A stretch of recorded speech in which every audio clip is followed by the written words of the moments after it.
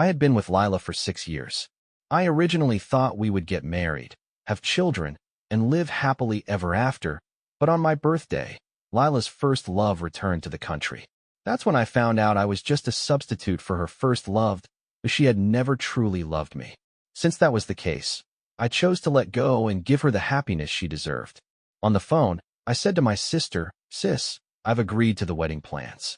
She replied, "That's great, Robert. I'm so glad you've come to your senses."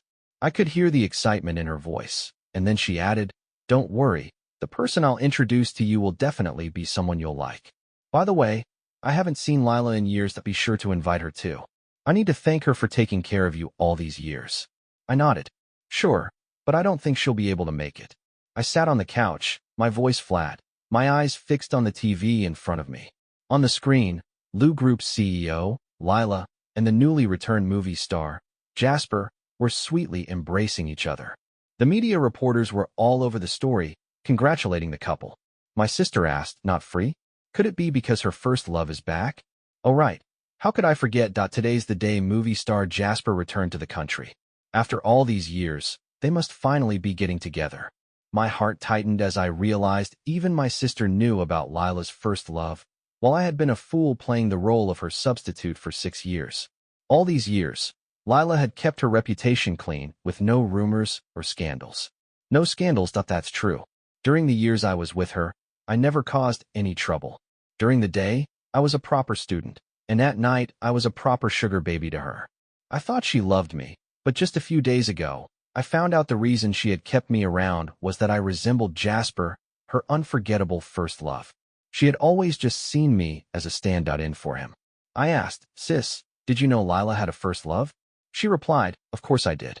When her first love, Jasper, went abroad for his dreams, Lila was heartbroken for a long time and almost got depressed.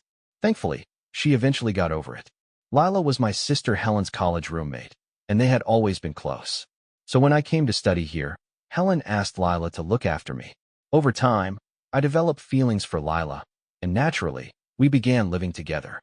After college graduation, I couldn't bear to leave Lila, so I gave up my family's plan for me to return home and take over the business, and instead found a photography job here to stay. I had wanted to tell my sister about me and Lila for a long time, but Lila always stopped me. She never wanted to make our relationship public to her friends and family. Every time, Lila told me the timing wasn't right, and being naive, I thought we had a long future ahead of us and that we'd have a chance to share the good news later. Looking back now, there was no need to bring it up at all. My sister said, "By the way, Robert, Lila and Jasper have a great relationship. If you see them, can you ask Jasper for an autograph for me? I'll send you some extra spending money." I felt bitter inside. Even my sister admired Jasper, the famous movie star. Here I was, just an unknown photographer, feeling completely insignificant. She asked, "When are you coming back?" I replied, "Sis, I'll probably be back in about 2 weeks." Before I could finish, the door opened. At that moment, Lila walked in. She asked, "Where are you going in 2 weeks?" I quickly hung up the phone and looked up at Lila, who had returned. She was alone. No one was with her. After hugging her first love at the airport today, how come she's back alone now? But since she was back, a small part of my uneasiness subsided. Maybe I should still try to hold on to her. I suddenly felt like I was rushing things by agreeing to marry so soon. Lila's intense gaze fell on my face. She continued, "Are you spacing out? You still haven't answered me. You said you're going somewhere in 2 weeks." I replied, "Someone in my family is getting married." I made up an excuse, glad it didn't raise any suspicions. Lila didn't ask more questions, but instead her shy eyes were locked on me. My face reddened slightly as something crossed my mind. I said, "Lila, if you don't need anything, I'll head upstairs." Before I could turn around, she hugged me from behind, pressing her warm body against mine. My heart raced as if it was about to burst, but the heat in my chest was quickly doused by a cold splash of water. If I hadn't seen her hugging another man today, and if her body didn't still carry the scent of that man, I might have thought she actually liked me. But she clearly didn't love me, so why was she being so affectionate? Chapter 2. The woman nestled in my arms, and her ethereal voice broke the silence. She asked, "Did you see the news today?" "Yeah, I saw it." I swallowed hard. Could this be her final hug? She asked again, "What do you think about it?" I remained silent. She continued, there's a welcome back party tonight. I'll take you there. I remember your sister's a fan of Jasper, so you can ask him for an autograph on her behalf. I'm sure he'll agree. Okay, she said. I have to go to work, so I won't be staying for dinner. Lila grabbed her car keys and phone, ready to leave. I couldn't help but try to keep her after all. Today was my birthday, and I couldn't believe she had forgotten.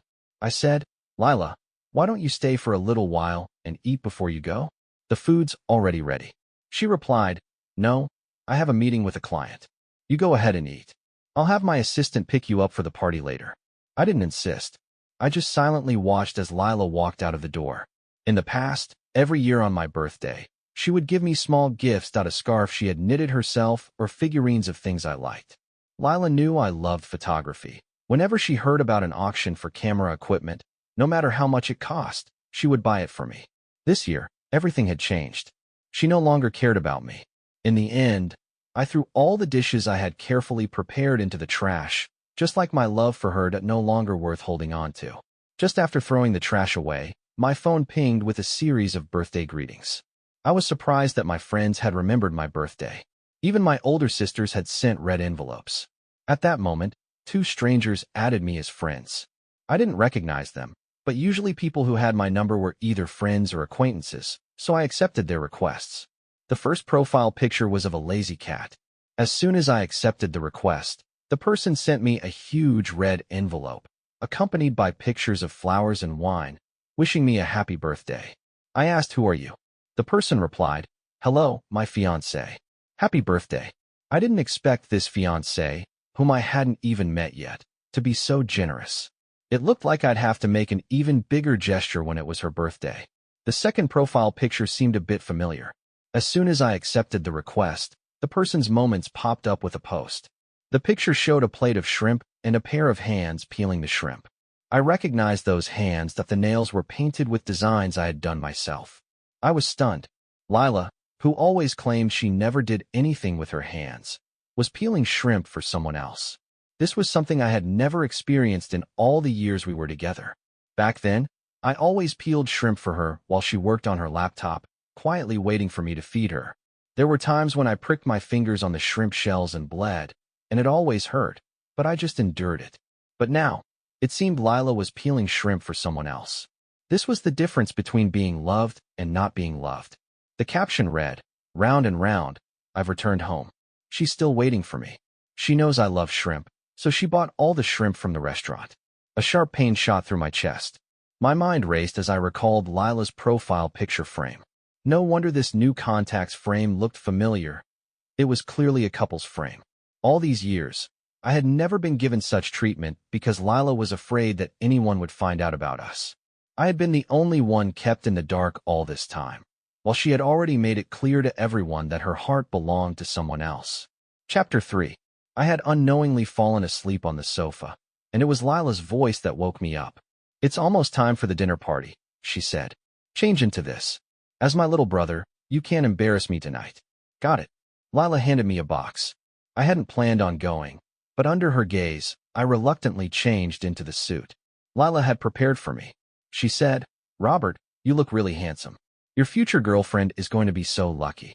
Lila came over and adjusted my clothes, clearly pleased with my appearance. A sense of pride quietly swelled in my chest. Was she trying to distance herself from me, or was she giving me a warning? In any case, it didn't matter. I had already decided to leave. I nervously swallowed, my voice almost failing me, and I reminded her, Sis, it's time to go. She nodded, Mem, let's go. She walked ahead of me, and I made sure to keep my distance, no longer engaging in any intimate gestures. We walked in silence, one in front, the other behind. Lila sat in the driver's seat, and I initially planned to sit in the front passenger seat. However, Lila frowned and said, Robert, you sit in the back today. Okay. I didn't ask why and obediently opened the door to the back seat. I knew the front seat was typically reserved for a girlfriend or boyfriend, but now our roles had clearly changed. At that moment, Lila's phone rang, its ringtone echoing in the back seat. She said, Robert, pass me my phone. It was almost second nature for Lila to toss her phone into the back seat as soon as she got into the car. Her pale arms stretched back to grab it, and I couldn't help but think back to the photo from last night, that the image of her peeling shrimp for Jasper. I froze for a moment, lost in the thought. Lila snapped me out of it. Robert, the phone. I came back to my senses and reached for it, handing it to her. As I did, I noticed the name on the caller ID. Husband. I hadn't expected Lila to be serious about marrying someone else, but what was I? A sugar baby? Or just a little brother? What kind of little brother spends the night hugging and sleeping together? Lila didn't explain. Maybe she had just accepted it herself. On my phone, I had messages filled with birthday wishes from friends, but not a single one from Lila. She said, "Okay, I'll be right there to pick you up." Her voice was soft, carrying a hint of joy. When she turned back to face me, her smile was a little awkward. She said, "Sorry, Robert, Jasper's car broke down, and I need to go pick him up." Okay, my expression didn't change, and I continued quietly scrolling through my phone. She said, "Robert." I looked up at Lila. She continued, "Robert, I'm not getting any younger. I should start thinking about getting married." I nodded. "Okay, I hope you find happiness." Chapter 4. Is this really how you feel? Yeah. The car quickly arrived at the spot where Jasper was waiting by the roadside. Jasper instinctively reached for the back seat, but when he saw I was already sitting there, he stopped. "Jasper, you sit in the front," Lila said with a gentle smile, looking at him. Jasper replied, "I get car sick in the front, so I'll sit in the back." All right then. Lila didn't say much more, and after Jasper got in, she started driving again. Once in the car, Jasper greeted me. "Hey, kid." I responded, "Hey." Lila said, "Jasper, this is Robert, Helen's little brother." Jasper replied, "Oh, you're the whiny little brother Helen used to talk about. I can't believe you've grown up so much." His tone carried a hint of teasing. I didn't react much. It was true that I used to cry a lot when I was younger. Lila smiled and came to my defense. "Jasper, don't tease him. He's shy." She paused for a moment before adding, "Robert, this is Jasper, my fiancé. He'll be your brother.in-law from now on, okay? Sister." This would be the last time I called her sister. After today, perhaps we would never cross paths again. I said, "Hello, brother.in-law." Lila seemed quite pleased with my attitude. If this had been the past, I would have caused a scene by now. In the past, when she returned home drunk, supported by a male model, I would have made a fuss, and we'd have argued for days. Jasper said, "Lila, by the way, I was in such a rush earlier that I forgot to bring my violin. Can you go back and grab it for me? And also, can you pick up the makeup artist and my assistant? You know I'm a celebrity. My image is important." Lila said, "Okay." When Jasper said this, he cast a meaningful glance at me. I understood this man was deliberately provoking me. Makeup artists, assistants, and the violin. If all of them got in the car, there would clearly be no room left. So Lila pulled over to the side of the road, then sent me the address and a 2,000 renminbi red envelope, saying, "Robert, why don't you just take a taxi? I've sent you the address." I understood this wasn't a birthday gift, just the taxi fare. Normally, her birthday red envelopes would be 520 or 1314, with good meanings behind them. I didn't say anything and silently got out of the car. As I got out, I clearly saw a glimmer of coldness in Jasper's eyes, followed by a victorious smile. Standing by the roadside, I watched as Lila's car slowly drove away, disappearing from my sight. I opened the taxi app, but I noticed the location was quite remote, with hardly any cars passing by. I walked along, hoping to catch a ride, but even when cars passed, no one was willing to stop. By the time I arrived at the hotel, the banquet had already started. Chapter 5. Lila and Jasper, as the stars of the banquet, were already being fawned over on stage as they gave their speeches. I quietly entered the exhibition hall and found a corner where no one noticed me, grabbing a quick bite to eat. After a 2-hour walk, my feet were sore and blisters had already formed. Finally, the dance segment began. As the main guest, Jasper naturally invited Lila to dance the first song. Taking advantage of this moment, I went to the restroom. When I saw my own disheveled appearance in the mirror, I splashed some cold water on my face. Suddenly, I was grabbed from behind, and a sack was thrown over my head. A few people started beating me. One of them said, "Look at you, you think you can compete with Jasper for his girlfriend?" Exactly. This is what happens when you offend Jasper, the movie king. They kept hitting me until they were tired, then finally stopped. I was in so much pain, and before I could even pull myself out of the sack, I heard the bathroom door click. It was clearly locked from the outside. Despite the noise in the restroom, no one seemed to notice.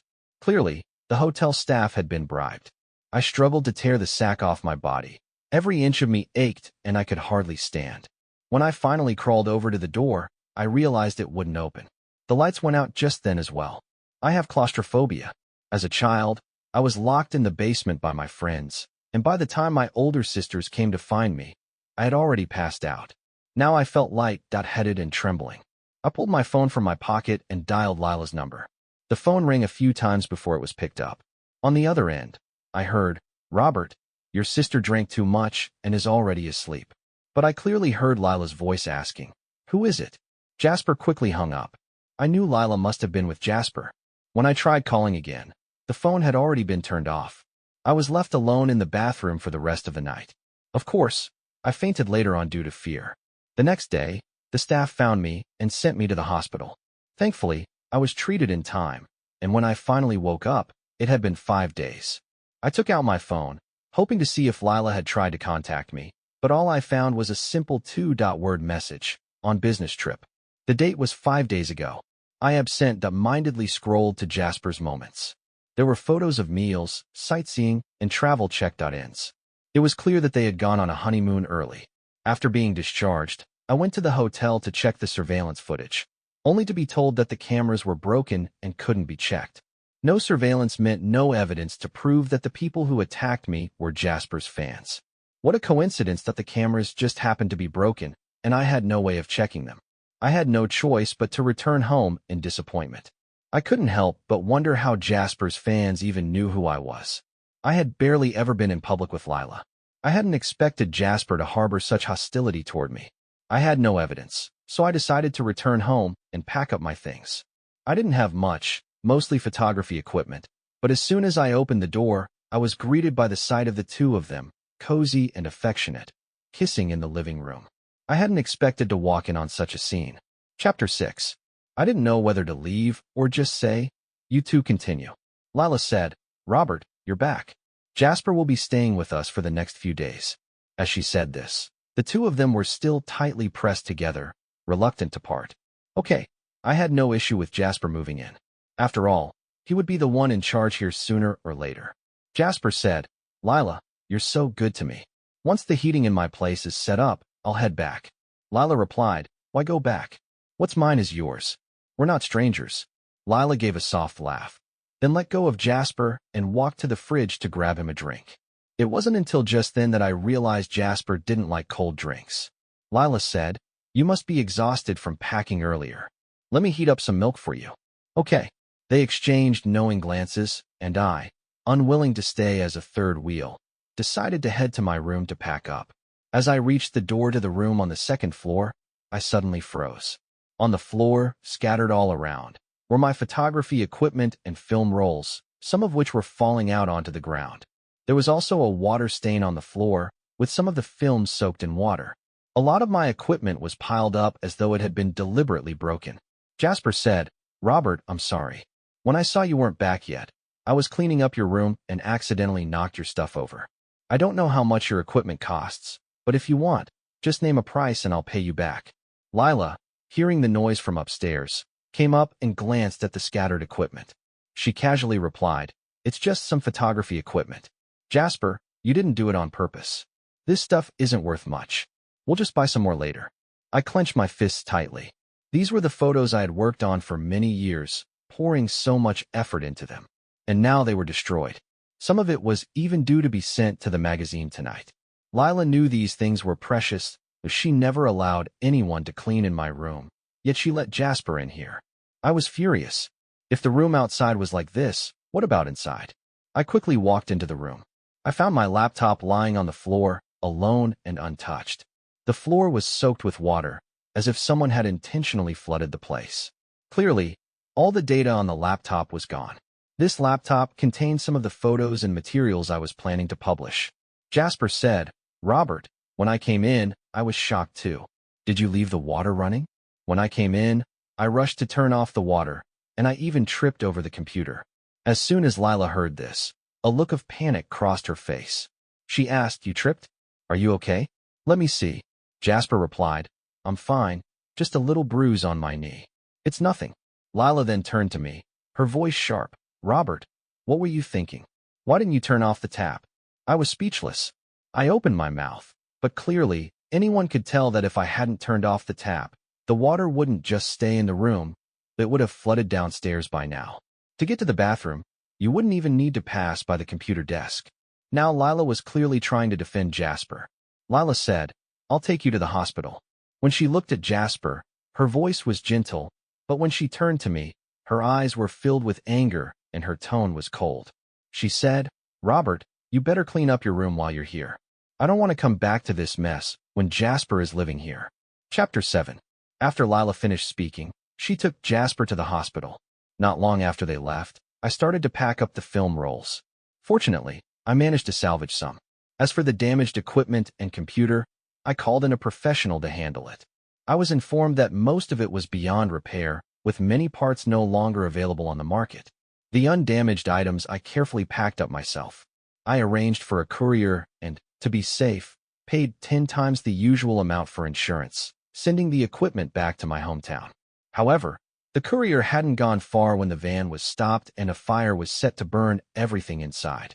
When the courier called me, crying, to explain what happened, I stood frozen in place, half in shock. How could this happen? I knew from start to finish that Jasper was targeting me. I hadn't done anything wrong in these past days, so why was he doing this to me? It had happened before at the hotel, and now it was the courier. What would happen next? Just as I was trying to make sense of it, Lila and Jasper got out of the car. I couldn't hold it in any longer and stormed up to Jasper, grabbing him roughly. I shouted, "Jasper, what the hell is going on?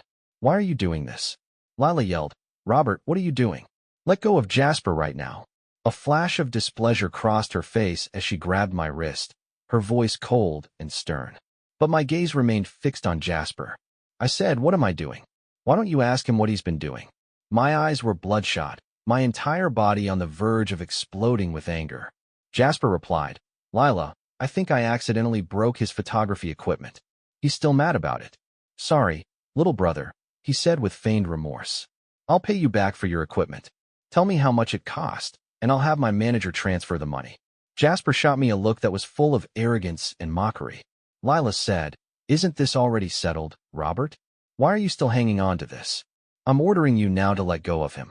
Lila squeezed my wrist tightly, causing me pain, but eventually, I released her grip. I slumped to the side, feeling utterly helpless, as if my soul had left me.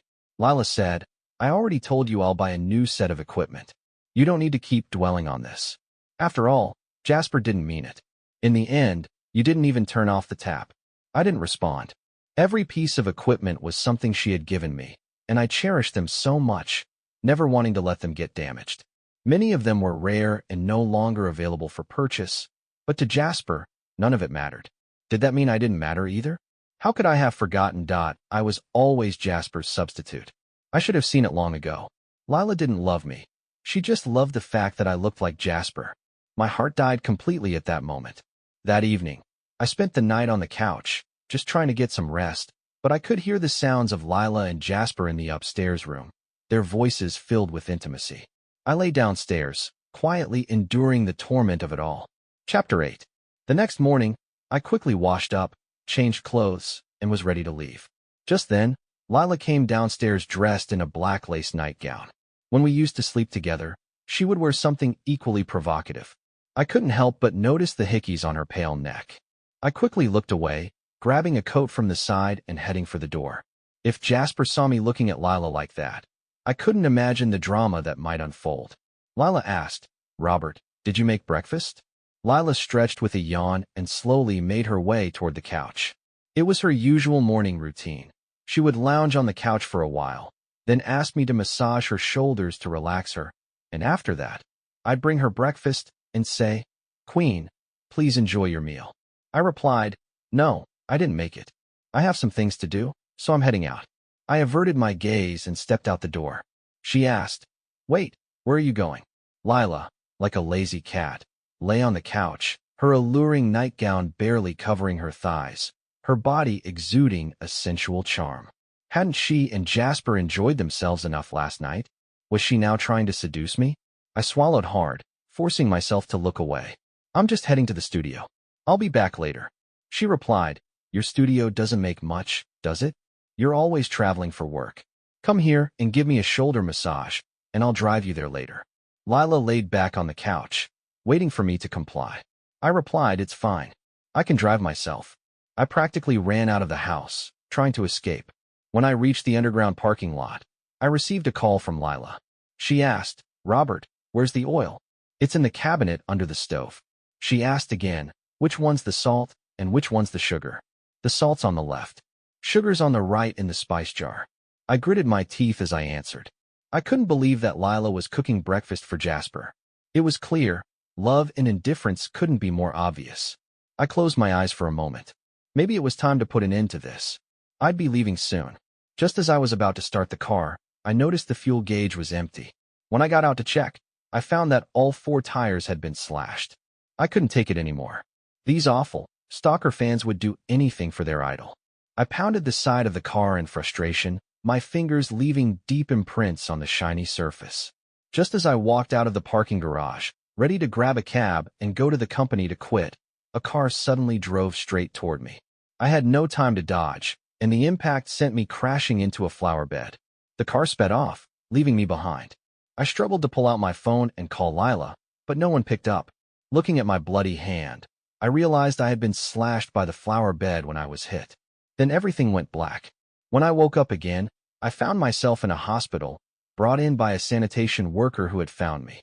The nurse had tried calling Lila, but she never answered. Then the TV showed a broadcast of the Liu Group, with CEO Mr. Liu and Jasper touring the company. The comments below were all full of well wishes, hoping the two of them would find happiness together. Chapter 9. I stared faintly at the 2 people on the TV, their sweetness almost unbearable, and despite the pain in my hand, I forced myself to say, I'll sign it myself. After signing, I fell unconscious again. When I woke up, the room was pitch dark, and I was alone. I moved my body to turn on the light, that I hated the dark. Even though there were dim street lights outside, the silence was eerily frightening. My fingers were wrapped in thick bandages, my whole body was in pain, but thankfully my legs were still intact. I spent 3 days alone in the hospital. The ugly scars on my hand were particularly chilling to look at. At that moment, I received a message from the studio. I glanced at it, and the boss said the photos from the last shoot were great and encouraged me to keep up the good work. I thought for a while and decided to tell the boss I was resigning. I called and said, sorry, boss, I want to resign. I originally wanted to talk to you in person and hand over everything, but now I'm in the hospital after being hit by a car, so I can only tell you this over the phone. The boss asked, hit by a car? What happened? I didn't answer. After all, in C-City, I didn't have any friends. Even if I knew who did this, I couldn't find any evidence. He said, don't worry, I have some connections here. Tell me what happened, and I'll investigate it for you. Okay. Tears welled up in my eyes. I didn't expect that in my moment of solitude and helplessness, it was the studio boss who was willing to help me. He said, I'll come over in the afternoon and discuss the details with you. In the afternoon, the boss came over with some fruit. As soon as he saw me lying in bed, his eyes were filled with pity. I felt guilty and said, thank you, boss, for coming to see me. He said, it's nothing, but are you really resigning? I replied, yes. I'm afraid continuing like this will only drag the studio down. The boss angrily said, how could that be? Those people are nothing to worry about. Just then, the boss's phone rang. Boss, it's bad. Someone sprayed paint all over the studio. You should come back and take a look. What? Who did this? Boss, we checked the surveillance, and it was a bunch of underage kids. Underage? I apologized. Boss, I'm sorry for dragging you into this. He replied, this isn't your fault. Why are you blaming yourself? I think the people behind this were intentionally targeting you. I nodded. He asked, do you know who did it? His eyes lit up. I said, those little brats are Jasper's stalker fans. And since they're all minors, even if they kill or set fire, they won't face any legal consequences. He asked, Jasper, is that the boyfriend of your sister? Yes. So your injuries were also caused by these people targeting you? Yes. A bitter smile appeared on my face. He said, seems like Jasper is more cunning than I thought. He doesn't do it himself, but incites his fans to target you. Boss, I'm sorry. Don't apologize. Don't worry, I'll get to the bottom of this. Even if I can't get those kids to pay, I'll make their parents pay for it. I said, Boss, I'll compensate for the damages to the studio. And also, I'll be heading back home soon. Can you keep my resignation private? He asked. Do you not want your sister to know? Yes. He nodded and said, all right. When the boss left, he didn't make me pay anything. In fact, after hearing I was getting married, he not only waived the compensation, but even gave me extra salary as a wedding gift. He said, remember to send me an invitation when you get married. I'll come to cheer you on. Okay, the boss left with a smile. I spent a few more days in the hospital, lost in thought. During that time, Lila didn't call once, and I had given up on her. Chapter 10. Finally, I was discharged. After my stitches were removed, the boss called to say he had found some evidence. However, when he was preparing to sue the stalker fans, Lou Corporation was worried about how it would affect Jasper's reputation, so they paid a large sum of money to cover it up. No one dared report on it. Now I had already known this would be the outcome. When I returned home, still weak from my injuries, the house was as empty as ever. It seemed Lila hadn't been back in a while. As I went to the storage room to grab my suitcase, I found that my belongings were in disarray, thrown on the floor. The photos of me were slashed with a sharp object, and my diary, the one where I wrote all my affection for Lila, had been torn to shreds. At that moment, my phone buzzed with a notification. An excerpt from my diary detailing my feelings for Lila had been posted online.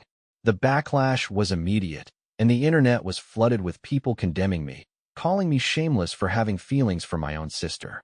I was stunned. Lila's angry voice came through the phone. She said, Robert, I told you before that our relationship shouldn't be exposed. Why did you do this? Don't you know doing this won't just ruin me, it'll ruin you too? It might even take down the entire Lou Corporation with you. I had nothing to say. After all, those affectionate words in the diary were mine. Lila then issued a statement through Lou Corporation, claiming that she and I only had a sibling relationship and no romantic feelings, no feelings at all. Fine. In that case, let's end it here. I gathered my belongings from the floor, throwing the photos into the charcoal stove to burn them. After cleaning up the storage room, I packed up what little luggage I had left and prepared to leave. At that moment, Lila rushed in. She slapped me across the face as soon as she entered. Robert, look at what you've done. Do you know that because of that diary, Lou Corporation's stock price has plummeted? I said, this isn't my fault. You might want to look into who did it. I turned my head and stared directly at Lila. Jasper placed his hand on Lila's shoulder, smiling as he cryptically said, Lila, I think there's something fishy about this. Maybe someone with bad intentions, or perhaps certain people were used by our enemies.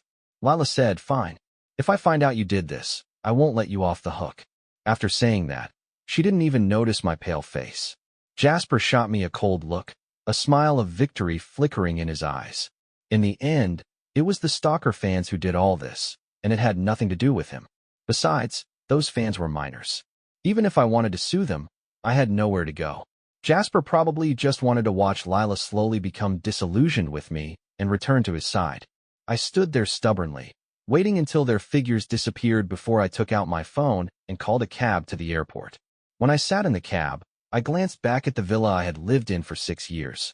It held so many memories of Lila and me, happy ones, romantic ones, moments filled with joy, and other intimate memories.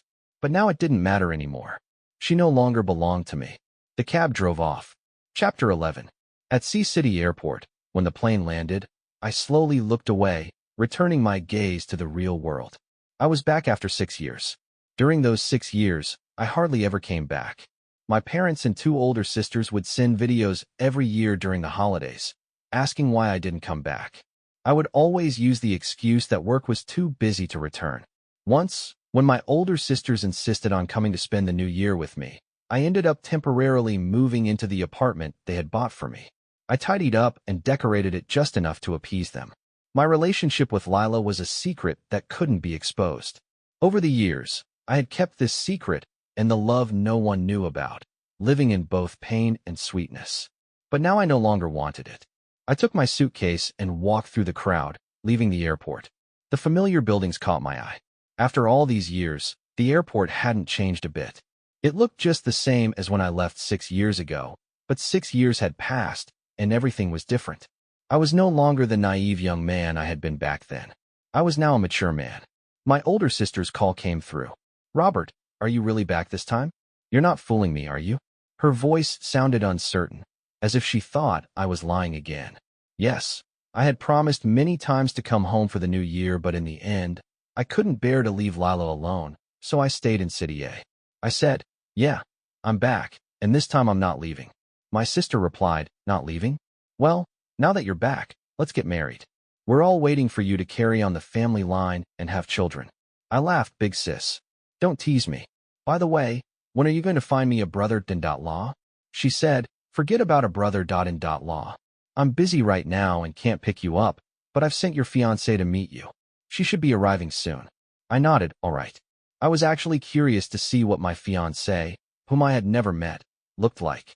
From what my sister said, they seemed very pleased with her. If they were satisfied, that was good enough for me. I trusted my family not to set me up.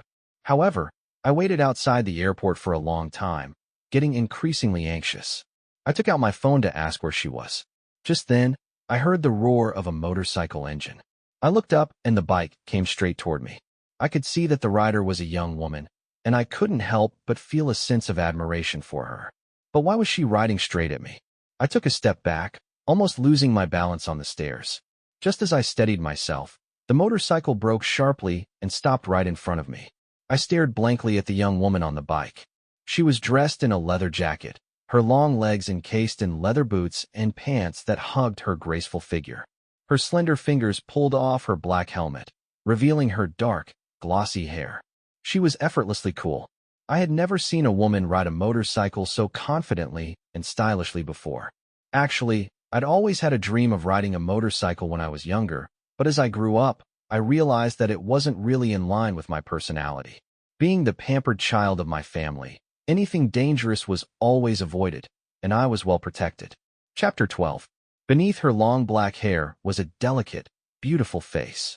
I stared at the young woman in front of me, stunned by her beauty. She looked so young that how could she possibly be riding a motorcycle at this age? Was she even of legal age? She said, "Robert." Her beautiful eyes met mine, a hint of a smile dancing in them. I asked, "You are?" I paused for a moment. Could this be my fiancée? She smiled brightly and said, "Hello, I'm Valentina, your fiancée." Valentina smiled as she spoke, and I was instantly captivated by her smile. "Hello," I stammered, extending my hand. But then I saw the bandages on my hand and quickly retracted it. I said, "Sorry, I have an injury on my hand." She asked, "Is it serious?" Before I could answer, she grabbed my wrist, clearly intent on checking my injury. I said, "It's okay." She frowned. "Okay? You've wrapped it up this thick, and you're saying it's okay? Come on, I'll take you to the hospital to get it checked out." There was a coldness in her eyes for a brief moment, but it quickly vanished. I protested, "No need. I've already had it treated." She insisted, "No way. I won't feel at ease until you get checked out. This hand is important that it's going to be used for painting and taking photos. You can't just ruin it like this. Although I could support you, you can't just lie around at home all day." I replied, "Don't worry, I won't rely on you to support me." Her first sentence was filled with concern, but the second was more of a playful jab. I was taken aback by how much she seemed to know about my work and preferences. Clearly, she cared about my injury, though her words were a bit sharp. Valentina chuckled and said, all right, I was wrong. Let's get in the car. There was some traffic, so I'm a bit late." I asked, Are you legal?" I stood there staring at Valentina. She looked so young. Was she really old enough to be riding a motorcycle? She laughed and said, "I'm only 1 year younger than you. You think I'm not legal? If you want, I can show you my ID when we go to get the marriage certificate." Valentina's mischievous smile made me feel embarrassed. I stammered, No need. I believe you." What? She was only a year younger than me. I couldn't believe how playful and cute she was. At that moment, I felt more at ease than I ever had with Lila. She said, "All right, put on your helmet. Let's go to the hospital for a checkup." Valentina grinned as she put a black helmet on my head. I stood there, mesmerized as she carefully adjusted the helmet for me. Was this really my wife to be? If she was, I could certainly accept that. She said, "All set. Now sit tight. We're ready to go." I climbed onto the motorcycle. As a child, I had always dreamed of riding one. Back then, motorcycles weren't as common, and I thought people who rode them were incredibly cool. My family had many motorcycle models, but they discouraged me from riding, worried about the danger. So as I grew up, my interest changed. Now, I still thought people who rode motorcycles were cool. As the bike revved to life, I tightened my grip around Valentina's waist. Chapter 13. With one hand injured, I could only use my other hand to hold on tightly, my arm wrapped around her slender waist, pressing my body close to her back. From this position, I could tell that the girl in front of me was small in size. I had noticed earlier that she seemed to be about a head shorter than me. Out of the corner of my eye, I caught a glimpse of Valentina's lips curving slightly into a smile. The motorcycle was fast, and before long, we arrived at a city hospital, the bike coming to a smooth stop at the entrance. When I got off, my legs felt numb and I felt a bit light-headed, likely from motion sickness. Thankfully, Valentina quickly reached out and caught me, preventing me from fainting right there at the hospital entrance. I felt embarrassed and quickly muttered thanks. She nodded and said, "Let's go inside. I'll have someone check on your injury." Valentina casually took out the motorcycle key, then grabbed my uninjured left hand, leading me inside. The head nurse greeted her with a smile. "Valentina, you're here. Your mom's in surgery." As soon as the nurse saw Valentina, she couldn't help but tease her.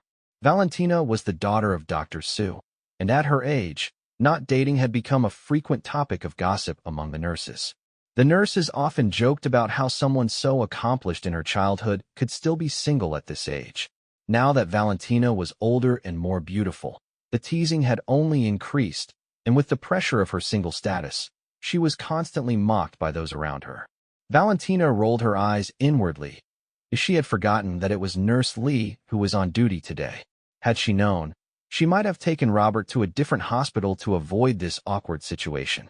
It was hard to put up with the teasing from the nurses. She knew that being good-looking and successful as a child only attracted jealousy, and now as an adult, her beauty seemed to attract even more unwelcome attention. People never seemed satisfied with her. But today, things would be different. Today, she was bringing Robert here to show everyone that she wasn't someone who couldn't find a man. She had simply been waiting for the right one. She wasn't going to let people talk behind her back anymore. "Mrs. Lee, this is my fiancé, Robert," Valentina said proudly, introducing me without hesitation. She didn't hide the fact that Robert was her fiancé, that after all, he was handsome enough to make many girls swoon, and she was happy to show him off. There were rumors in the city about him having a girlfriend for several years, but he never made it public. Valentina couldn't care less about that. The man she had chosen was hers, and no one else would take him. Mrs. Lee raised her eyebrows in surprise. "Fiancé? Valentina, when did you start dating someone? I remember your mom was saying just last month that you weren't interested in love." The nurse's face turned dark, almost as if she had been struck. Valentina had always been the subject of jokes, how her classmates were all settling down, how someone had a second child, but now, to hear that she had an extremely handsome fiancé, it was too much for Mrs. Lee to believe. Her eyes were full of envy as she stared at me, unable to hide her jealousy. She asked, still in disbelief, "How long has it been? And now you've got a fiancé?" The nurse who had been eyeing me leaned forward and asked, "Young man, how old are you? Do you have a girlfriend? Maybe I can." She was clearly interested. I could tell from the way she looked at me that she thought I was from a wealthy family, that with my appearance and the way I carried myself, it was clear that I was someone of importance. Valentina, however, was quick to shut down her assumptions. "Mrs. Lee, I've already told you he's my fiancé. We've known each other since childhood, and we were promised to each other long ago. The reason I didn't date anyone before was that I was waiting for him to come back. He's just returned from overseas." Chapter 14. Mrs. Lee remarked, "Just returned from abroad? So he's an overseas returnee?" Her eyes were filled with even more jealousy. I couldn't help but chuckle at Valentina's words. Overseas returnee? More like a sea turtle. Valentina shot back quickly. "All right, Mrs. Lee, do you really want to fight with me for him? Now that I've finally brought my fiancé back." She immediately moved to stand protectively behind me, her posture defensive, almost like she was shielding me. Mrs. Lee waved it off with a laugh. "Oh, I was just joking with you. Don't take it seriously. Anyway, I need to get back to work. Your mom's in surgery." You go ahead and sit in her office for a while. Still grinning, Valentina warned, got it. And Mrs. Lee, don't ever try to introduce me to any more of those weird, mismatched men. I find it disgusting. Mrs. Lee's face turned a shade of black, and she quickly muttered, no, no I won't. Then hastily left, trying to cover up her embarrassment with a forced laugh. Once the nurse had left, Valentina stuck her tongue out at her retreating figure, making a playful face. I watched her, amused by how mischievous she was. Smiling, I tugged lightly on her arm and whispered, all right, don't be angry. You're my fiancé. No one can steal you away. Valentina, her confidence faltering a bit, looked up at me and asked, really? Yeah, really, I answered. This little girl that she seemed so sharp, yet she was so easily reassured. If she were any more naive, I might have said she was being tricked into this, just like how my older sisters had tricked her into being my fiancé. With a satisfied smile, Valentina said, then let's go. Her furrowed brows finally relaxed, and a soft smile tugged at her lips. She grabbed my hand and pulled me toward her mother's office. As we entered the office, my gaze fell on a family portrait on the desk. Wait, the man in the photo looked familiar. Valentina noticed my gaze and explained, that's my dad. You should remember him. When you were little, you were always so naughty and cried a lot. My dad used to take you home with him sometimes for meals, and after that, you didn't cry so much anymore. Ah, those were the old days, I said, feeling a little embarrassed. I used to cry a lot when I was younger, and there was a kind teacher who once joked with me, saying I had a beautiful little sister at home, and that one day she would marry me. Back then, I only knew that she was really pretty and that I liked her. I always followed her around, calling her sister and bringing her candy whenever I had some to share. I had two older sisters who were much older than me, and they spoiled me, buying me candy and treats. Whenever I got something delicious, I'd save some to share with the little girl. I never expected that the little sister I used to share candy with would turn out to be Valentina, the girl who once jokingly said she would marry me when we grew up. Valentina suddenly leaned in closer, grabbing the collar of my shirt. Robert, do you remember what you promised me when we were little? I had no choice but to look down at her, her small hands clutching my shirt, and asked, what did I say? Did I say something inappropriate back then? She narrowed her eyes, a smirk playing at the corners of her lips. You told me that if I ate your candy, I'd have to marry you when we grew up and be your wife. I blinked, confused. Did I really say that? I was honestly a little lost. After all, it was something that happened when we were kids, and I couldn't remember all the details. Had I promised her something like that? She snorted and said, oh, you don't want to admit it, huh? I quickly defended myself. No, I just really don't remember. Valentina tugged at my shirt again, standing on tiptoe. Her face was moving closer, and I could feel the tension between us as our faces neared each other. We were so close that I could almost feel her breath on my skin. I froze, my heart racing. This girl was so bold, and here we were in a hospital, and she was... Valentina, what are you doing? Chapter 15. At that moment, a soft voice called out from behind us. Valentina turned around and said, Mom, you're back already. She let go of my collar and glanced at her mother with a somewhat awkward look, like a child who had been caught doing something wrong. I quickly adjusted my collar and turned to face Mrs. Sue. Mrs. Sue smiled at me and said, if I didn't come back, you would have scared my son Law away. Her smile was warm, and I couldn't help but return it. I greeted her politely, hello, Mrs. Sue. I looked at Mrs. Sue, noting her gentle expression that reminded me of a mother's warmth. It made me feel strangely comforted, and for a brief moment, I felt a pang of homesickness for my own mother. Mrs. Sue walked over and gently smoothed the wrinkles on my shirt caused by Valentina's earlier grip. Good boy, you're back. That's all that matters. Thank you, Mrs. Sue, I said, stretching my hand toward her. When I saw my injured hand, I quickly withdrew it, feeling the awkwardness creeping up on me. Mrs. Sue noticed and asked, what happened to your hand? Let me see it.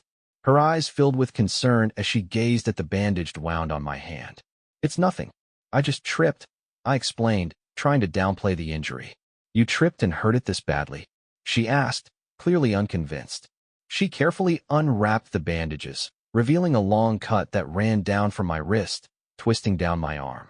Thankfully, my palm was unaffected. Who did this to you? She asked, her voice sharp with concern. Valentina, standing nearby, looked at my hand with a trace of hurt in her eyes. Her voice became soft and filled with worry. How did this happen? It looks so bad. I quickly reassured her, I'm fine. Don't cry. I hadn't expected her to be so sensitive. It was a surprise to realize that besides my parents and sisters, there were others who cared enough to be concerned about me. Mrs. Sue asked again, are you really okay with a wound like this? I reached out and gently patted Valentina's head, speaking softly, it's nothing really. It doesn't hurt anymore. Mrs. Sue gave Valentina a look, then turned back to me, still concerned. Robert, are you sure you just tripped? I hesitated for a moment, then answered, actually, I didn't want to make Valentina worry. Mrs. Sue raised an eyebrow. You're telling me that this was just a fall? I reluctantly admitted, it was a car accident. She paused, her eyes narrowing. A car accident? Who caused it? I felt a twinge of discomfort and replied, Mrs. Sue, please don't ask about it. She pressed on, a car accident is a big deal. I'm a doctor that you can't hide this from me. I sighed, finally admitting, it was a group of stalker fans, some unruly kids. She raised an eyebrow. Were they minors? Yeah, I said, a little embarrassed, nodding. Mrs. Sue nodded thoughtfully. I understand, but I'm going to check those wounds. If they're not treated properly, they could leave permanent scars. I tried to reassure her. I've already had them treated at a hospital in the city. She shook her head. No, I'm not taking any chances. I want to examine them myself. So Mrs. Sue had Valentina stay with me while I went through a full checkup. Thankfully, the other injuries were healing well, and none of my internal organs had been affected. The only injury that looked particularly bad was the scar on my hand that looked pretty gruesome. In the end, Mrs. Sue bandaged my wound herself, making sure it was well taken care of, before letting Valentina and me leave. Chapter 15. At that moment, a soft voice called out from behind us. Valentina turned around and said, Mom, you're back already. She let go of my collar and glanced at her mother with a somewhat awkward look, like a child who had been caught doing something wrong. I quickly adjusted my collar and turned to face Mrs. Sue. Mrs. Sue smiled at me and said, if I didn't come back, you would have scared my son Law away. Her smile was warm, and I couldn't help but return it. I greeted her politely, hello, Mrs. Sue.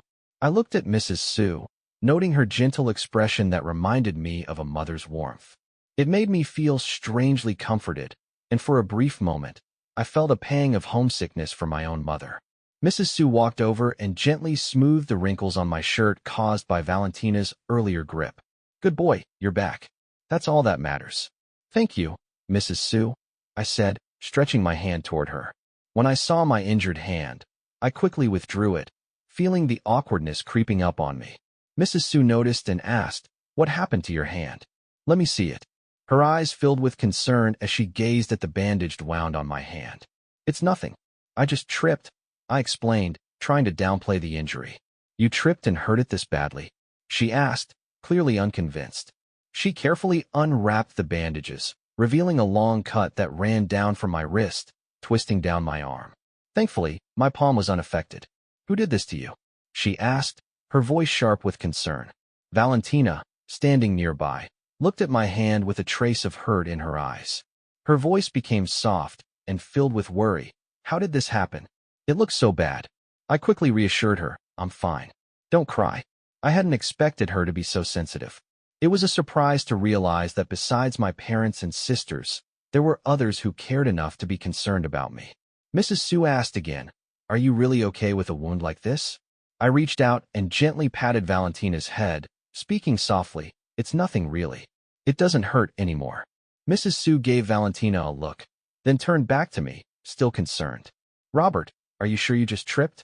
I hesitated for a moment, then answered, actually, I didn't want to make Valentina worry. Mrs. Sue raised an eyebrow.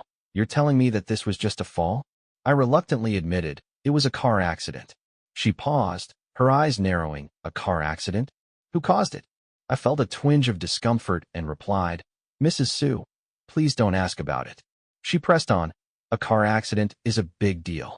I'm a doctor that you can't hide this from me. I sighed, finally admitting, it was a group of stalker fans, some unruly kids. She raised an eyebrow. Were they minors? Yeah, I said, a little embarrassed, nodding. Mrs. Sue nodded thoughtfully. I understand, but I'm going to check those wounds. If they're not treated properly, they could leave permanent scars. I tried to reassure her. I've already had them treated at a hospital in the city. She shook her head. No, I'm not taking any chances. I want to examine them myself. So Mrs. Sue had Valentina stay with me while I went through a full checkup. Thankfully, the other injuries were healing well, and none of my internal organs had been affected.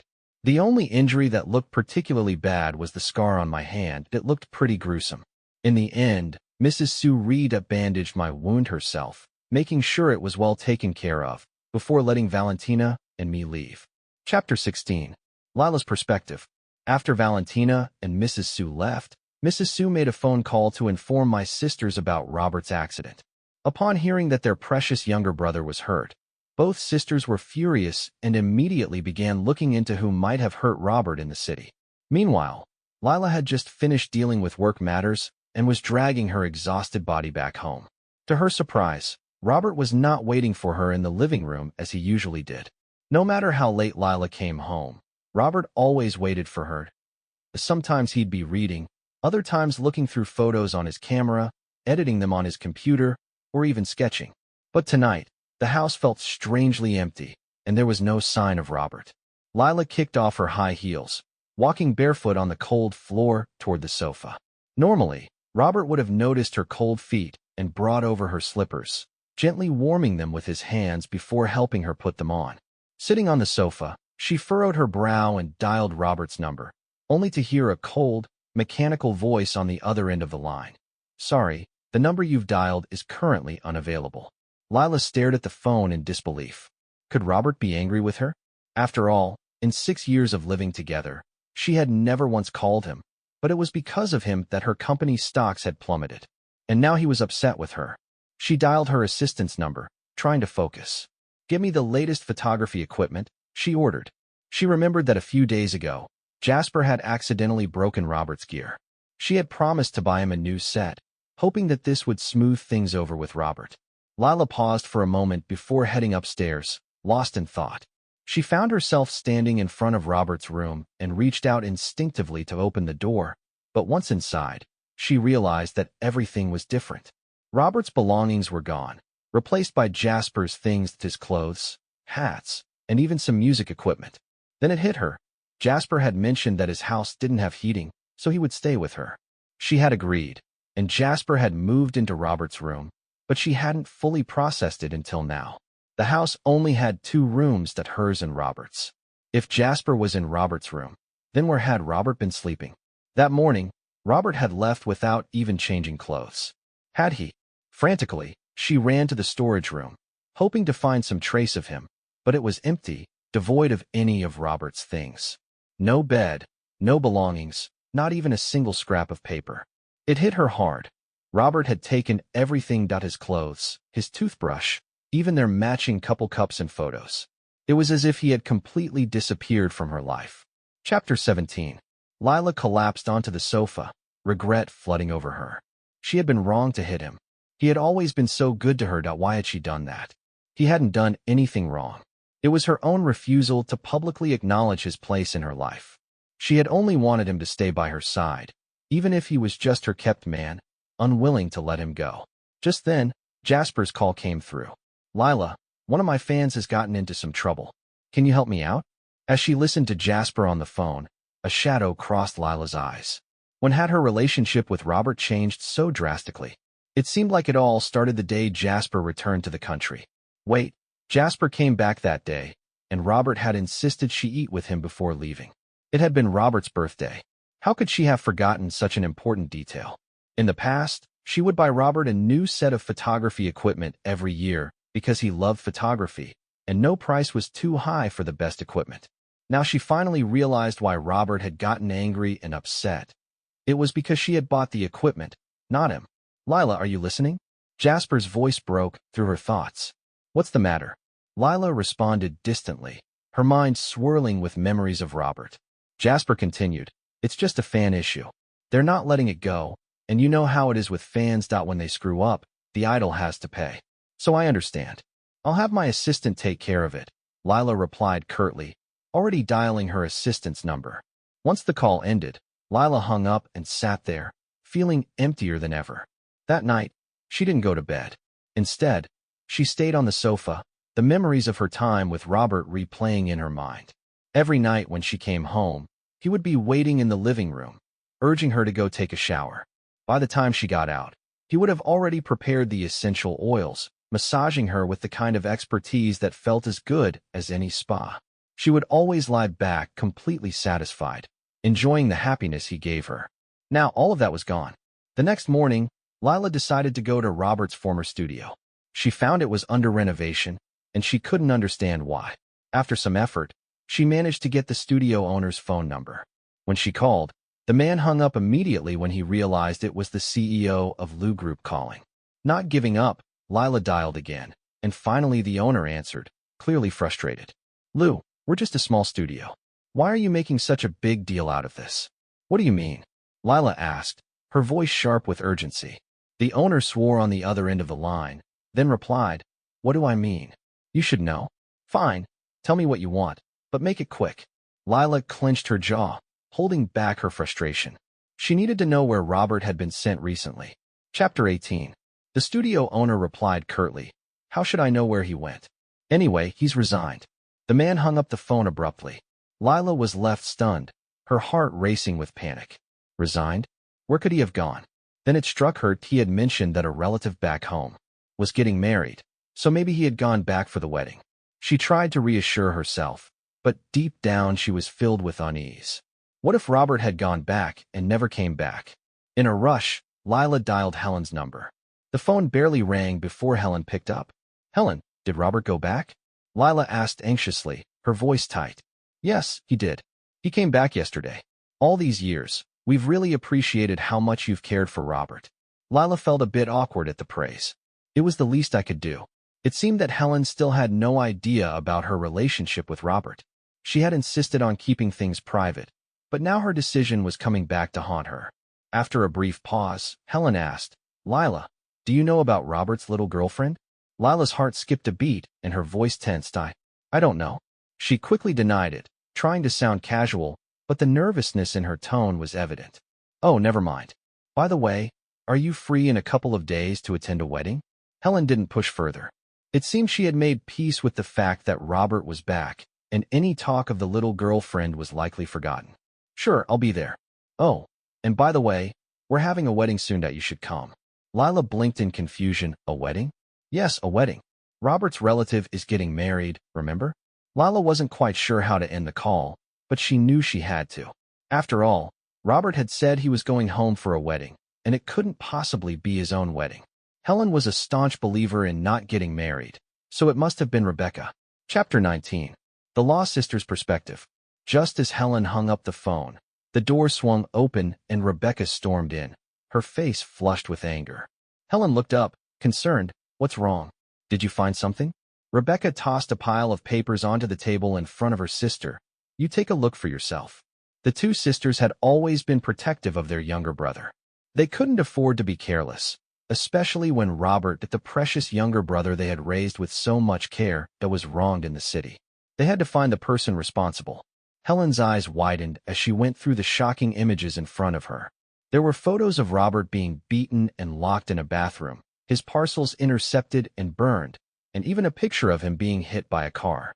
Helen's gaze fixed on the familiar villa in the background of one of the photos. She quickly pulled out her phone and scrolled through her gallery.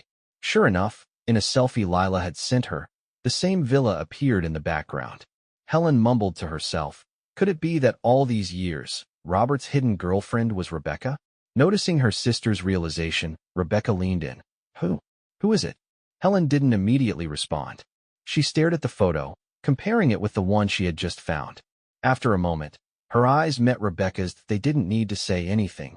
The connection was clear. Finally, Helen spoke. "Who's the one bullying Robert in these photos? Did you find out?" Rebecca nodded. "It's Jasper's fans. They hurt Robert in their attempt to protect Jasper." "Jasper?" Helen repeated in disbelief. "You mean Lila's fiancé?" Helen's anger boiled over. So Lila was not only involved with my brother, but also still entangled with Jasper. Rebecca sighed. "Sister, Robert must be heartbroken." Helen, though frustrated, calmed down. "At least Robert's back now. If he hadn't..." Rebecca gave a small, reassuring smile. "Don't worry. Valentina is a good girl. She'll take care of him." Helen nodded, finally at ease. "Good. At least Robert's had a rough time, but now he's found someone who truly cares for him. When the two sisters finally returned home, the house was filled with the hustle and bustle of both families. Law Mother, seeing her daughters enter, called them over happily. Helen, Rebecca, come here. Noticing the serious expressions on their faces, Robert couldn't help but joke. Hey, what took you so long? I'm about to starve here. Chapter 20. Robert and Valentina's perspective. Valentina, ever attentive, immediately picked up a peeled shrimp and placed it in Robert's mouth. Eat first and stop talking. Robert's heart softened. He had always been the one feeding others, but just now, he saw Valentina quietly put a shrimp in his plate when no one was looking, then carefully peeled it for him. He thought she liked shrimp and planned to peel more for her later, but instead, she fed him the shrimp. No one had ever cared for him like this except for his parents. He was deeply moved. The family watched the couple, and a soft, affectionate smile appeared on everyone's faces. It was clear to them that this relationship was solid. After a while, they all sat down to eat. Because of the bandages on Robert's hand, Valentina did all the feeding for him, and Robert, despite his usually picky tastes, ate everything she offered without complaint. Sue's mother couldn't help but smile. Robert eats anything, doesn't he? Really easy to take care of. Watching the two of them, she felt a sense of relief. She wasn't worried that Robert would bully Valentina. Her concern was more about Valentina possibly taking advantage of Robert. But she was confident that Valentina truly cared for him, so she had nothing to fear. The conversation turned to wedding arrangements, dowries, and the couple's future home. Eventually, the elders pushed the two of them out to walk in the garden for some privacy. Valentina looked at Robert with a hint of hesitation. Robert, do you really want to marry me? She still couldn't quite believe it. If she had known Robert would get hurt, she would have flown to the city much earlier. She regretted not doing so now that her fiancé had a hand injury. Thankfully, not on his face, but she still felt so much heartache for him. Robert nodded. Yes. He couldn't help but compare Valentina to Lila. Valentina was energetic, playful, and a little bold, everything a girl of her age should be. Lila, on the other hand, had a much colder personality. When she got angry, she could go silent for days, creating an oppressive atmosphere. It was as if Lila had always treated him as a placeholder, someone who wasn't her real choice. When Jasper came back, it was clear she would drop him without hesitation. But Valentina was different. She was warm and caring, and she had truly opened her heart to him. Then it's decided. No backing out, Valentina said, suddenly wrapping her arms around Robert's neck, standing on tiptoe to kiss him on the lips. Robert, momentarily stunned, felt his heart melt as he gazed at the girl in his arms. His emotions were overwhelming. Valentina grinned. I've sealed the deal. You're my fiancé now, no take-backs. All right, Robert replied softly, holding her close and deepening the kiss. I've sealed it too, no take-backs. He gently tucked a loose strand of hair behind her ear. As they stood there, kissing in the garden, a picture of pure affection. Their future seemed more certain than ever. Chapter 21. The sisters' perspective. After seeing off Valentina's family, Helen and Rebecca made their way to Robert's room. Helen looked at her brother, a concerned expression on her face. Robert, have you really thought this through? Helen knew that over the years, Lila had taken care of Robert. 6 years of it. In fact, there was a chance that feelings had already developed between them. It was her call that had brought Robert back, but they hadn't considered Robert's feelings in all of this. As his older sisters, that was their fault. Robert nodded, his expression steady. Yes, I've thought it through. I want to marry Valentina. He glanced at his older sisters, wondering if they had already guessed something or perhaps uncovered some truth. He wasn't ready to share, but since he had decided to return, he wanted to let the past go. He no longer wanted to dwell on it. He just wanted to focus on his future. Are you sure? Helen asked again, her voice filled with doubt. She seemed to be searching his face for any sign that he wasn't telling the truth. I'm sure, Robert said, a small smile playing on his lips. He thought about Valentina and felt nothing but warmth. Compared to Lila's cold, distant gaze, Valentina's smile felt like home. Helen nodded, seemingly satisfied. That's good. If that's the case, then you should cut ties with that little girlfriend back in the city. It's better to end things cleanly. Robert reassured them. Don't worry, big sis, second sis. There won't be any more contact with her from now on. At his words, Both sisters finally relaxed.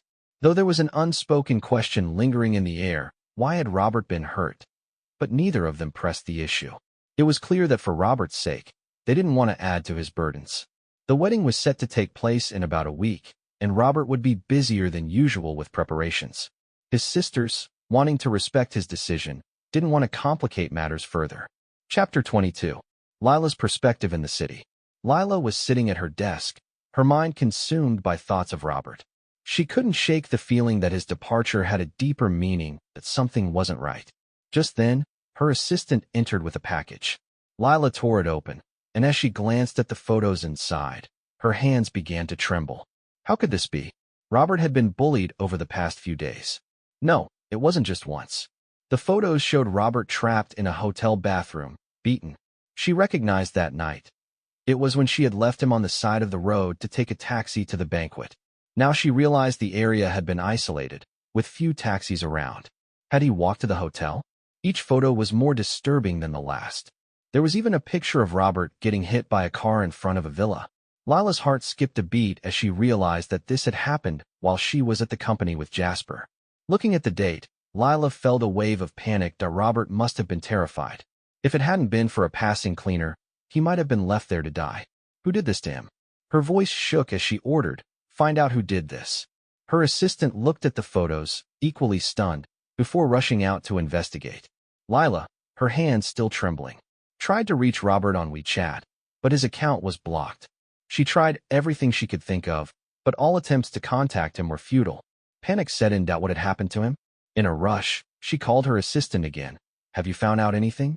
"I have," came the assistant's hesitant reply. "Who did this?" Lila pressed, her tone sharp. "It was Jasper's fans," the assistant explained nervously. "The ones who stalk him. They did it to Robert." Lila paused, stunned. Her mind started piecing things together. The discarded film rolls, the day when Jasper had specifically made her go back to pick someone up, all the clues fell into place. Jasper had orchestrated this. He had deliberately targeted Robert, wanting him out of the picture so Lila would eventually give up on him, and Lila had been too blind to see it. She had let Jasper play both sides, not realizing that she could never have both him and Robert. Just then, Lila's best friend called. "Lila, your little boyfriend is getting married. Helen invited us to the wedding. Are you going?" Lila was in shock. "What did you say?" Her friend replied, "Your little boyfriend. But I'm curious, how could you two be so close? And now he's suddenly getting married. Isn't the bride supposed to be you?" Lila's mind raced, her voice faltering as she replied, "No, it's impossible. He said he was going back to attend a relative's wedding, right?" Her friend laughed. "What relative? And why would we be invited to the wedding of a relative? You know I wouldn't even be able to attend if it weren't for you taking care of Robert all these years." The words hit Lila like a ton of bricks. "I see. Thanks, I'll hang up now." Without another word, Lila hung up the phone and immediately instructed her assistant to book a flight to Sea City. She had to find out the truth for herself. Chapter 22. Robert and Valentina's perspective in Sea City. Today was the day Robert and Valentina were going to register their marriage. After discussions between both families, it was decided that they would first register their marriage, and the wedding ceremony would take place later once Robert's hand healed.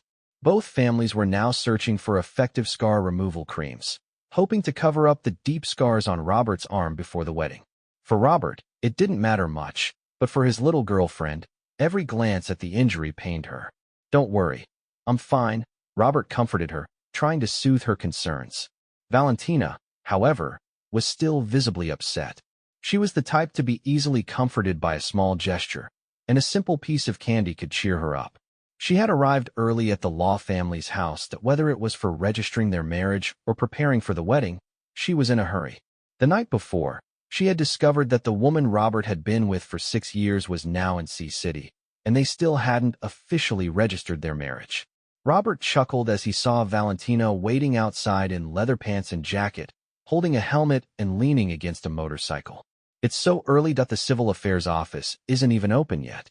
As she stood there, the cool morning air made her look even more striking, and the motorcycle next to her added to her strong yet graceful image.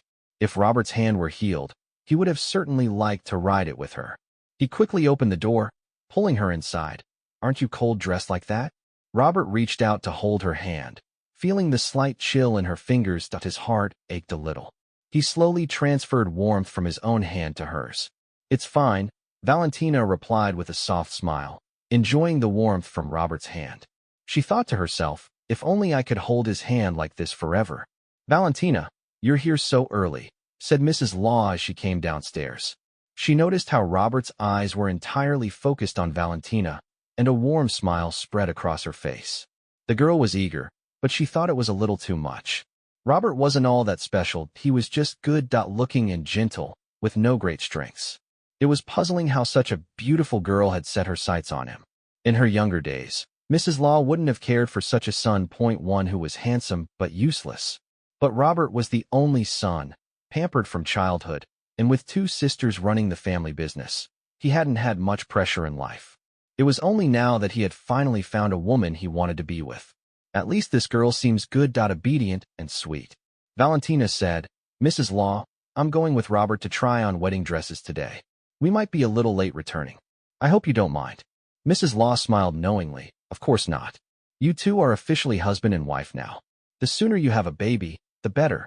The implication was obvious that registering meant they were a married couple, and a married couple, well, that led to the honeymoon, didn't it? Mrs. Law was quick to pick up on Valentina's meaning. "Mom," Robert said, feeling awkward. His little girlfriend was being cheeky, and now his mother was getting in on it too. Mrs. Law waved it off. All right. Valentina, go ahead and have breakfast first. Don't go hungry." She took Valentina's hand and led her to the breakfast table, leaving Robert to watch, a little disheartened that his mother now had a new priority to his future wife. Chapter 23. Lila's Perspective. After breakfast, Robert and Valentina left. Helen and Rebecca remained upstairs, not yet coming down. Helen answered Lila's call. "Is Robert there?" Lila asked, her voice a little anxious. Helen replied, "My brother went with his fiancée today to register their marriage." "What do you need him for, Lila?" Helen pretended to be unaware, but deep down, she was furious.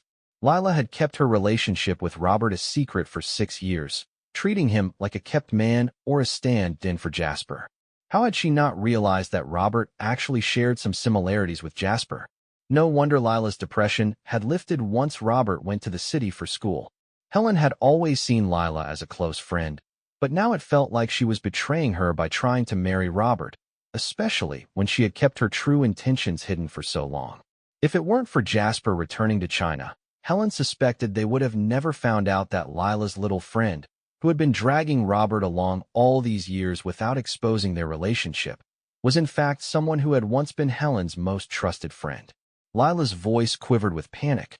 "Where is the civil affairs office? Where are they registering?" Helen could sense the urgency in her. "Lila, I think we should meet and talk." Helen didn't want Lila to interfere with Robert and Valentina's marriage registration. After all, Valentina was the one everyone had accepted as Robert's fiancée. Lila was 5 years older than Robert, and though Robert was young and naive, didn't Lila understand what she was doing? Helen began to regret ever asking Lila to look after Robert all those years. "Please, Helen," Lila pleaded, her voice breaking. "Please tell me where they are registering. I need to know." Helen's voice grew colder. "Sorry, I can't tell you. Lila, you and Robert are over." On the other end of the line, Lila crumpled. She collapsed to her knees, tears streaming down her face as she realized that Robert was really gone. Meanwhile, Robert and Valentina had bypassed all formalities with the help of a green channel, and in less than half an hour, they had completed their marriage registration. Valentina immediately shared the good news on social media, posting a picture of their marriage certificates along with a cute photo of the two of them making a heart with their hands. Robert's right hand, which was still bandaged, had been retouched in the image by Valentina. The post quickly caused a stir. Friends and acquaintances flooded Valentina's post with congratulations, comments, and new wedding gift red envelopes. Valentina had even removed Lila from her blacklist, allowing her to see the post. As Lila stared at the photo, it hit her like a ton of bricks. She had truly lost Robert, the one she had loved so deeply. No, this wasn't what she wanted. This wasn't supposed to happen. Desperate, Lila ordered her assistant to track Robert's location. Moments later, she received the updated GPS coordinates. Following the location, Lila arrived at the wedding dress shop. where she saw Robert and Valentina trying on wedding dresses together. Robert's perspective. I silently sat at the side, gazing at the wedding dress designs in the book. Beside me sat a quiet figure, whom I assumed to be another client also selecting a dress. I didn't look up. I continued admiring the pictures of wedding gowns in my hands. There were many styles: Chinese, Western, and blends of both. I thought, no matter which one it was, my little girlfriend would look great in it. Robert, Lila's voice came through, fragile, almost broken, her ethereal tone echoing. The hand I had been flipping through the pictures with froze for a moment. I looked up in surprise only to see Lila beside me, her eyes swollen with tears, her face streaked with sorrow. What happened to her? I wanted to reach out and wipe away her tears. If it were before, I would have never wanted to see her cry, but now I forcefully held back my hand, my eyes going from confusion to a deep sense of sorrow, then gradually turning to indifference. But I couldn't bring myself to say the words to push her away. After all, 6 years of feelings aren't something you can sever so easily. But my heart had already calmed. I was no longer the naive person I had been 6 years ago, when I didn't understand love. That diary was filled with my feelings for Lila. From the first moment I saw her, I was attracted to this beautiful older woman. Only when I found out that I was just a substitute did I realize. When she looked at me, she wasn't truly seeing me, but was using me to look at someone else. In my dreams at night, she would often call my name, though I could never hear it clearly. Robert. Or perhaps it was Jasper. Just as I was thinking about how to ask Lila to leave before my little girlfriend noticed, a voice interrupted. "Sister, here's a tissue for you." Valentina, who had just finished trying on wedding dresses, noticed the beautiful woman sitting next to me crying, as if she had lost something dear. She walked over, picked up a napkin from the side, and handed it to Lila. Lila asked, "Who are you?" Valentina replied, "I'm Robert's fiancée. Are you here for our wedding?" "You're a bit early though, that the wedding is still a few days away. The main reason is that Robert hurt his hand, so he might not be able to hold the ring." As she spoke, she subtly lifted my sleeve, revealing the grotesque scar underneath, seemingly to check, but really to observe Lila's reaction. Lila, flustered, asked, "How did this happen?" Valentina smiled, "Sister, from now on, I'll be the one to protect my fiancé. You don't need to worry about him anymore." She emphasized the word sister, letting the words slide slowly between her teeth. Lila fell silent, and Valentina continued, "Don't blame yourself. It's not your fault. In fact, I should thank you for sending such a great man to me." I stood to the side, thinking that this girl had a very strong sense of jealousy, that I could practically feel the jealousy in the air. Lila nervously turned to me and said, "Robert, I'm sorry. I didn't know about this, but I'll go back and investigate." I said, "Sister, I'm already married. This is my fiancé. Our wedding is in a week, and I'd love for you to come." I also felt that Jasper was the one behind all of this, and it had nothing to do with Lila, but I was just a substitute, and that bothered me.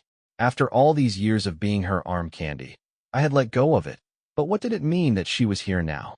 Was she trying to hold me back? Did she want me to go back to being her fool? No. Back then, I was young and didn't care, but now I couldn't be reckless anymore. Besides, Valentina was amazing, that she always put me first and centered everything around me. Unlike me, who had spent 6 years revolving around Lila only to find that her heart had never warmed. Her heart was cold.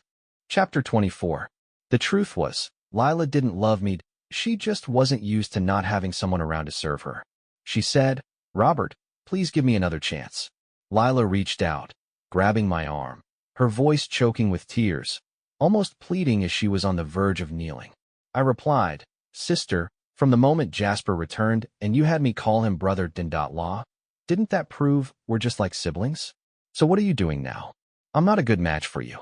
Jasper is, so please go back to him." She shook her head. "No, I won't go back. Robert, please, just one more chance, please." Valentina, in disbelief, said, "Sister, Robert respects you and calls you sister, but don't take advantage of that. We've already registered our marriage, that we're a legal couple now, and our relationship is great. Don't try to break us up." Her anger flared in her eyes, burning brightly. In the next second, I placed my hand gently on her head and rubbed it lightly. The fiery anger in her eyes extinguished in an instant, not a trace remained, and her gaze softened with a hint of affection for me. I said, Sister, I don't love you anymore. I'll let you know about the wedding details after that. I withdrew my arm and gave Lila a cold look. I took Valentina's hand, our fingers intertwined, and we slowly walked out together. Just as we were about to leave, the store manager suddenly came out and stopped us. Wait, miss, you're still wearing our shop's wedding dress. I said, I've bought this dress. I took out a card and handed it to the store clerk. All right, please wait a moment. The clerk returned the card to me respectfully. So on the way out, there was a beautiful bride in a wedding dress riding a motorcycle and showing off with me in the streets. Before long, it became the latest hot topic, and many new couples even began to follow our example. Chapter 25. Lila's Perspective. Lila returned to the city, her mind a whirlwind of confusion and despair. Her assistant, clearly worried, escorted her back to the villa. The house was brightly lit, and when Lila arrived, she could hear the sounds of a party from within. When she opened the door, her eyes widened in shock. She had expected Jasper might invite a few fans over while she was away, but she never imagined the scene that greeted her. Jasper was holding the hand of a girl with brightly colored hair, singing. The girl's clothes were almost entirely torn off. A few men and women sat scattered across the couch, some covered in dirt, others with half of their clothes removed, looking dazed and disoriented. Were they on drugs? Jasper, thinking Lila was still away on a business trip, had invited these stalker fans over for some sort of party. When he saw Lila, he was taken aback, fear evident in his voice. Lila, you're back. Lila snapped, call the police. Her gaze burned with anger as she shot a look at her assistant. The living room was a mess, clothes thrown everywhere in chaos. The sight of it all made her sick. She had never imagined Jasper would be like this behind closed doors. She was utterly disappointed. Before, it was just her and Robert living here. Robert never brought people like this home, never had unclear relationships with other women. Her assistant nodded and immediately pulled out his phone to call the authorities. Wait, Jasper shouted, panic rising in his voice, you can't call the police. Lila shot back, Jasper, this is my house. You've broken in. Jasper retorted, broken in? Didn't you invite me to live here? You've been away for a few days, and I was lonely, so I invited some friends over to hang out. What's the big deal? His tone was arrogant and dismissive. Lila asked coldly, then tell me, what's wrong with them? Her eyes drifted over to the people on the couch that it was obvious they were high. Drugs, which was illegal. Jasper shrugged nonchalantly, they're fine. They just get really sleepy at night. Really? Lila didn't buy his lies for a second. She wasn't a child. Jasper nodded, still acting casual, of course. Since you don't like it, I'll send them home. He tried to help the dazed group of people to their feet, but they staggered, unwilling to leave. This place is great, one of them slurred. There's food, drinks, this is a world we could never dream of. Lila stepped aside and exchanged a glance with her assistant. The assistant quickly slipped out to call the police. At that moment, a noise came from upstairs. Lila frowned that someone was still up there. Jasper quickly explained, Lila, wait. The people upstairs are my friends. They're drunk, so I let them rest upstairs. Drunk? But Lila could clearly hear a woman's painful groans coming from above. Her eyes turned cold as she stared at Jasper. Jasper, don't lie to me. And I don't like my home to be dirty and messy. Tell them to clean up before they leave. After saying this coldly, she turned and began heading upstairs. Jasper called after her. Lila, my friends are being a bit loud today. I'll make it up to you. Just forgive me this time. Forgive you for what? Lila looked at him, but the man standing before her was no longer the Jasper she had once known. He had become selfish, cold, and vengeful. He didn't even spare innocent Robert. She had once thought that when Jasper returned to the country, she would finally settle things with Robert and then marry Jasper. Instead, she had watched Jasper hurt Robert over and over again while she had defended him, unknowingly continuing to hurt Robert in the process. Just then, the sound of sirens wailed outside.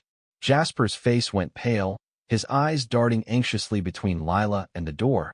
Lila, you called the police? Chapter 26. Lila responded coldly, what? You're just having a little fun with people in my villa, and now you're scared?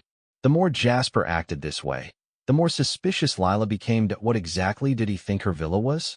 Without warning, Jasper grabbed Lila by the neck and hissed, Lila, this is your fault. You pushed me to this. The assistant shouted in panic, Jasper, what are you doing? Let go of the CEO now.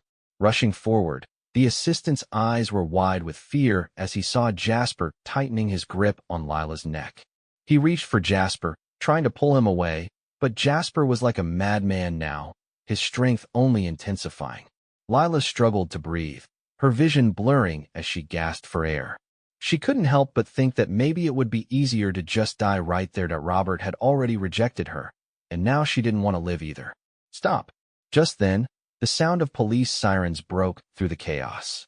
The officers stormed into the villa, quickly surrounding it, but Jasper still refused to release his grip on Lila. In a desperate move, the assistant grabbed a nearby vase and smashed it over Jasper's head. The force of the hit made Jasper loosen his grip just enough for Lila to finally gasp in a breath of air. It was as if she had been given a second chance at life. Lila could hardly process the danger she had just been in. How had Robert endured when he was locked in the bathroom all night, injured and alone? Lila couldn't even communicate with the police at that point. But fortunately, the assistant had witnessed everything and insisted the police thoroughly search the villa for any more hidden dangers. Sure enough, when they went upstairs, they brought down a young girl, her eyes vacant, her mind shattered, her body bruised and battered. The assistant immediately took off his jacket and draped it over the girl, trying to offer some comfort. They also brought down 3 other young men, all of them acting arrogantly and defiantly. It was clear they had been raised without proper guidance, the kind of kids who wandered the streets without any care for the rules. Jasper was taken away by the police. The next day, news of Jasper's arrest spread like wildfire, causing an uproar across social media. Some people claimed Jasper had been wrongfully accused. Others demanded his release, even showing up outside the police station to yell at the officers. They called for Jasper's freedom, insisting that the actor had been framed. Some even called Lou's group, hoping the company would intervene and get Jasper out. Lila looked at the information her assistant had provided. It turned out that Jasper had been living a reckless life overseas. Years ago, Lou's family had given him money to study abroad, but instead, he squandered it all. When he couldn't keep up the lifestyle anymore, he returned to China and used his family's connections to build a fake persona as a top actor. He had a couple of works under his belt, but they were mostly unknown. She couldn't understand how someone like him could be elevated to the status of Actor of the Year. Every time Lila thought about the things Jasper had done to Robert, she wanted to rip him to shreds. She ordered that Jasper's full criminal record be posted online, exposing him for the fraud he truly was. Almost instantly, the internet erupted in outrage. Although there were still some who doubted the truth, many people began to turn on Jasper, calling him a liar and a cheat. As for the stalker fans who had been involved in harming Robert, most of them were minors. They were taken in for questioning, but released after being given a stern talking to. The assistant was fuming. "Ms. Lou, they've let these kids go. They're already causing trouble at such a young age, that what's going to happen when they grow up?" He couldn't help but feel sorry for Robert. After all, what kind of person would hurt someone like him? Lately, Ms. Lou's temper had been getting worse. When Robert was around, she was calmer, but now that things had fallen apart, the assistant was afraid the rest of them might soon feel the consequences. Chapter 27. A cold, icy glint flashed in Lila's eyes as she spoke, her voice filled with a chilling determination. "Go and bring them back. I want them to experience firsthand the pain Robert suffered." The assistant hesitated before speaking. "Ms. Lou, murder is still a crime, you know." "Murder?" Lila scoffed. "Killing them would be a mercy. You will make them suffer everything Robert went through, one by one, then release them afterward. Understood?" "Understood, Ms. Lou." A few days later, the streets were filled with disabled beggars that some had their legs broken, others their arms. There were even some with their tongues cut out. No one would ever dare to harm others again after this. After Jasper was locked up in prison, he initially tried to reach out to Lila, begging for her forgiveness. He claimed he was sorry, but Lila didn't even give him a chance to explain. She directly handed over all the evidence of his stalker fans harassing Robert to the police. Jasper was charged with multiple crimes and sentenced to 10 years in prison. Though he was sentenced to 10 years, neither Lila nor the Lou family, or even the Sue family, had the kind of power to shield someone indefinitely. But if they wanted someone dead in prison, that was an entirely different matter. It was almost too easy for them to orchestrate. What Helen hadn't expected was how ruthless Lila would become, even to the point of sacrificing her own blood. Years ago, Lila had been heartbroken over Jasper. She was devastated to the point where she didn't even want to live anymore. Yet less than a month after Jasper returned to China, Lila had done the unthinkable, cutting him off without hesitation. Everyone had assumed that dealing with Jasper would cause Lila to turn against them, but they were wrong. Lila was just as cold-blooded as they were. She sent Jasper straight to prison. This, in turn, made their internal dealings much more convenient. Chapter 28. Robert and Valentina's Perspective. Of course, I was unaware of all the turmoil behind the scenes.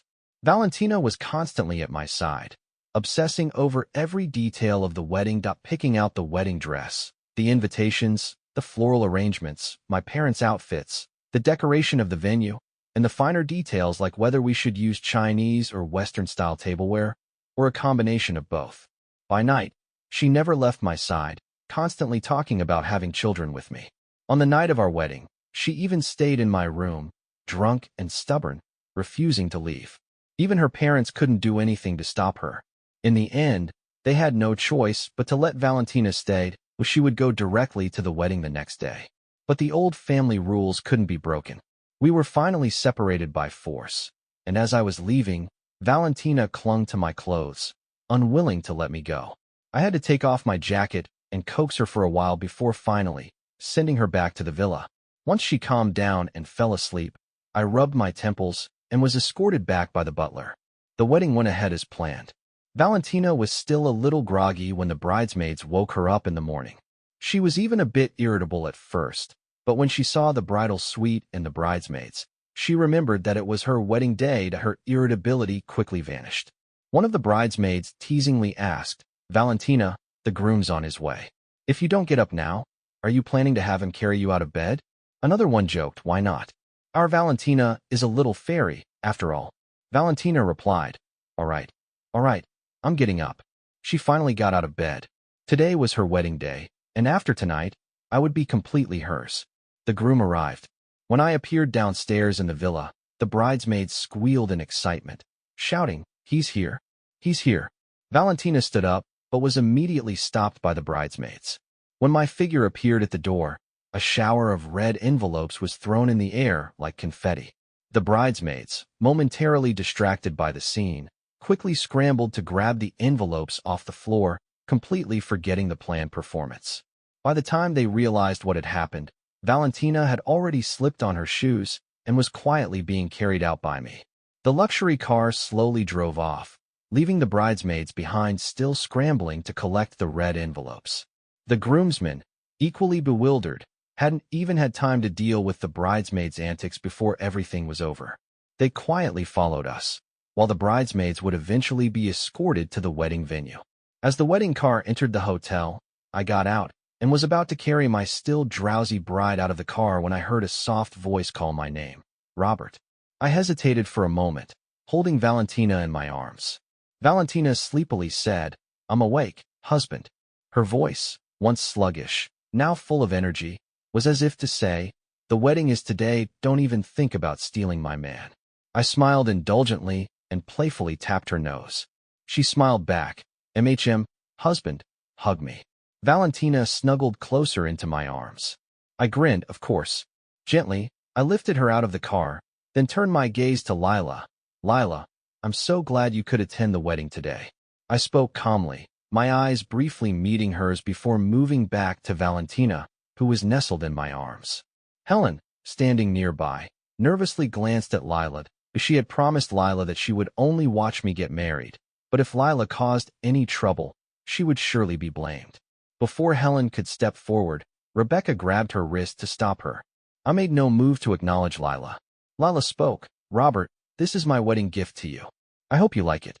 Her eyes were filled with nothing but Robert, wishing she could have been the one in the wedding dress, hoping to be cherished in the same way. But she was wrong, so terribly wrong. She shouldn't have treated Robert as a substitute for Jasper. She had thought that what she couldn't have was the best, while the one who had always been there for her had been ignored. Now, feeling defeated, Lila took out some company shares and handed them to Robert as a form of compensation. I replied, "Thank you, Lila. I'm already so happy you could be here today. As for the gift, it's too much that I really can't accept this." I glanced at the shares transfer document in Lila's hand. It was too extravagant for a wedding gift. Valentina added, "Sister, I know this is your way of making up for the years of regret, but Robert is now my husband, and we'll face everything together. You don't need to worry about him anymore." Valentina reached out to tap me, signaling she wanted to be put down. Once on her feet, she handed the shares back to Lila, her voice soft but firm. Her cheeks puffed slightly, clearly showing her displeasure at the woman who had repeatedly interrupted her happiness. Helen quickly stepped forward and pulled Lila aside. "All right, let's go inside. We don't want to miss the good timing." Lila, almost stumbling, was led away. She stood there, a look of confusion on her face, watching as we were surrounded by well-wishers and ushered into the hotel. That position by the groom's side should have been hers. She had ruined it. The ceremony began. Lila stood quietly in the corner, watching the bride walk arm in arm with her father as the wedding march filled the air. The bride was delivered into the groom's arms. The host began to warm up the atmosphere. "Do you," the couple, "promise to face all the challenges together, to raise children, care for your parents, and grow old together? Do you both agree?" "We do." I looked into Valentina's eyes. Her gaze was completely filled with me. And together we spoke the words.